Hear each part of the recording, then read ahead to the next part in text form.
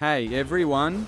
As you all know, the awakened versions of Shang, Xiang and Zhou were released last week. In this video, we're diving deep into Zhou and Shang Xiang.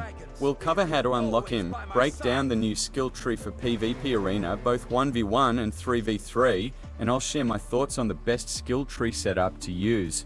Alright, let's get started. First things first, you need a 15 officer and weapon, plus the weapon polish. Don't worry too much, because the game generously gives you plenty of shards for Apt 18 for free. It will take some time for Shang Xiang, as you will have to wait for either the romance events or use any universal shards. Once you've got all these, head over to the Officers tab, click on Zhou and you'll see an Awaken button. Now, you'll see 5 tabs, each with 3 missions to complete. These missions are pretty straightforward, but might take you about a week to finish. After you complete these missions, you'll have to fight a boss to awaken the officer. Once that's done, you get your awakened officer and can access the skill tree. In the skill tree, you get 16 points to allocate as you like. I'm not going to go through every single node, but I'll share what I think is the best setup, plus maybe an alternative option. Let's get into the nitty-gritty of Zhou skill tree. We'll start with Dragon's Descent, his ultimate.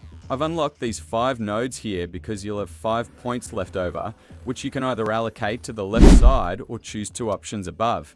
These passive nodes mainly boost the ultimate's damage. The next one boosts crit rate with normal hits, up to a 12% increase, and it works even if Zhou is a lieutenant. Next up is his charge skill.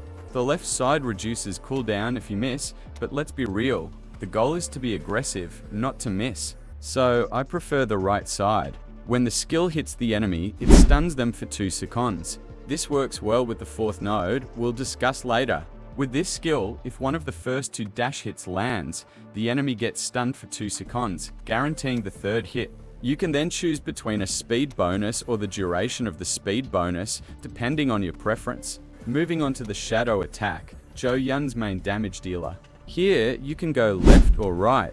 The right side makes the enemy bleed a bit after the attack hits, while the left side heals you a bit. Since I like to play aggressively, I recommend the bleed option. I have the heal shown here because I was testing it out, but for an aggressive playstyle, stick with the bleed.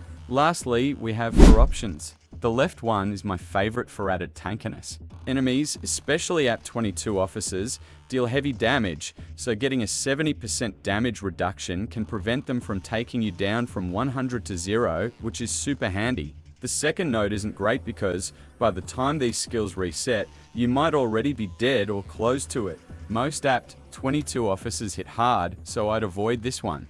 The third node is good if you want him as a lieutenant, since it gives the chief officer extra move speed and also knocks back the enemy. Remember how I mentioned the dash skill synergy? The 4th node makes it so that any dash attack inflicts a stun.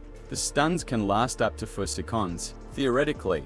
In between each stun, you can land 1 or 2 normal hits, boosting your crit rate. Personally, I prefer the first node because the 70% damage reduction helps in sticky situations. But if you want to play aggressively, give the 4th node a shot. That's my take on Zhou skill tree. Now let's dive into Shang Xiang's skills. We'll break down her abilities, and I'll share my thoughts on the best way to set up her skill tree. First up is Devil's Blow, her stun skill that makes her dash backwards. I prefer the left node here because it essentially gives you 2 charges of stuns, which is awesome for a couple of reasons. You can stun the enemy, back off, and then stun them again for a stun lock. You can also use the skill to jump in any direction and get out of sticky situations since it grants CC immunity. Using the skill also speeds her up for 4 seconds. If you're following my skill tree from above, you'll have 1 point left, so I take the extra crit hit magnification, which boosts crit damage.